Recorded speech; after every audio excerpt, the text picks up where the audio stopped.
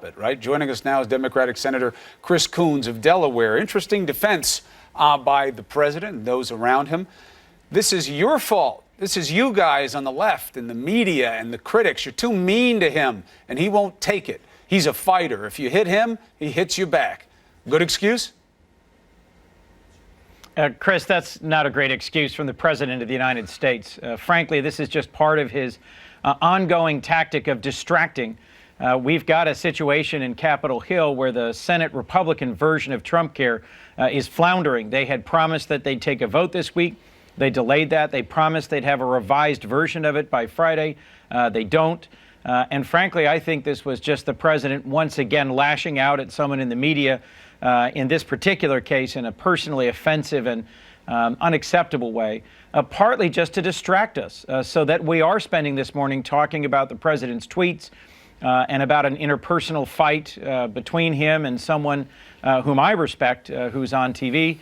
Rather than talking about the impact on Americans, in my case on Delawareans, of the health care bill. Later this morning, I'm going to be convening a roundtable of more than a dozen Delaware health care and patient advocacy groups, so I can hear from them how the proposed Senate Trump Care bill would actually affect the people who they care for, the people who they advocate for. That's what I think senators ought to be doing at home in their states and districts this week, is digging into the details of this bill, thinking through what its consequences might be, and then hopefully when we get back, we might abandon this Republican effort to give a huge tax break to the wealthiest and to make long-term cuts to Medicaid, and instead focus on how we can fix and stabilize things about the Affordable Care Act that we can do on a bipartisan basis. I want to talk to you about the president's latest tweet about his suggestion of what should be done by the senators if they can't get this bill done. If Republican senators are unable to pass what they're working on now, they should immediately repeal and then replace at a later date. Interesting notion, because it was found to be least popular in polls during the House process, and for an obvious reason. If you were to repeal and not replace, what would be the upside? You would be making good on a promise that Republicans have been making for many years, that they would do exactly that. However, you would be creating a gap in coverage that could last many, many months, which could be disastrous for a lot of people. What do you make of this idea that if they can't get a deal done, they should just repeal and then move forward with replacement from there? Chris, that literally makes no sense. What I've heard from business leaders the whole time that I've been in elected officials, that they want predictability.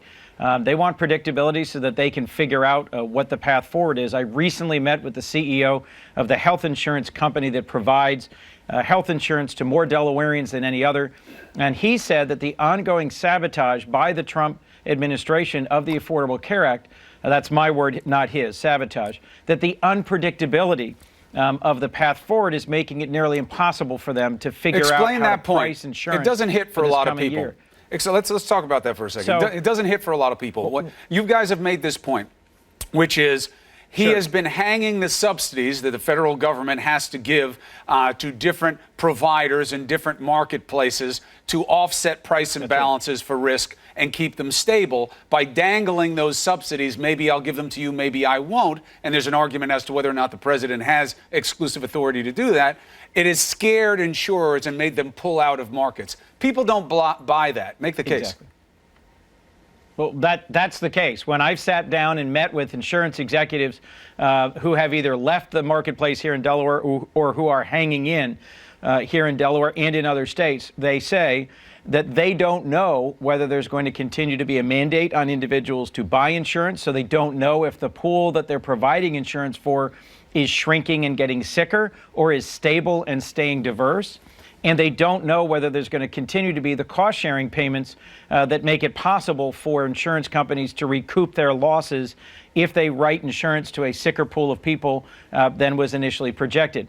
As you may remember, and this is a little wonky, but last year and the year before that, so-called risk corridor payments that were part of the architecture of the Affordable Care Act got denied. Highmark, which provides insurance here in Delaware, is suing the federal government for hundreds of billions of dollars in payments, hundreds of millions of dollars in payments.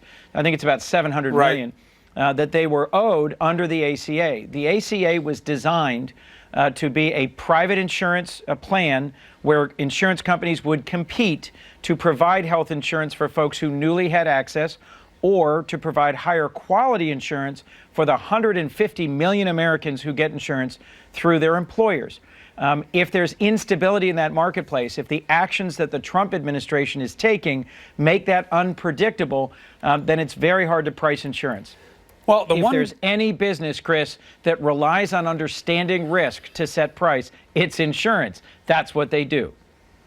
Look, there's no question about that. You can could take this as a negative or a positive, but the insurance business, they're in the business of not paying.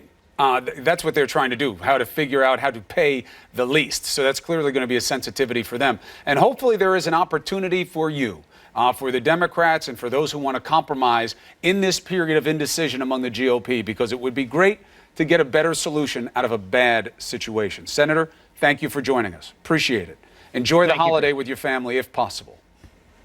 You too.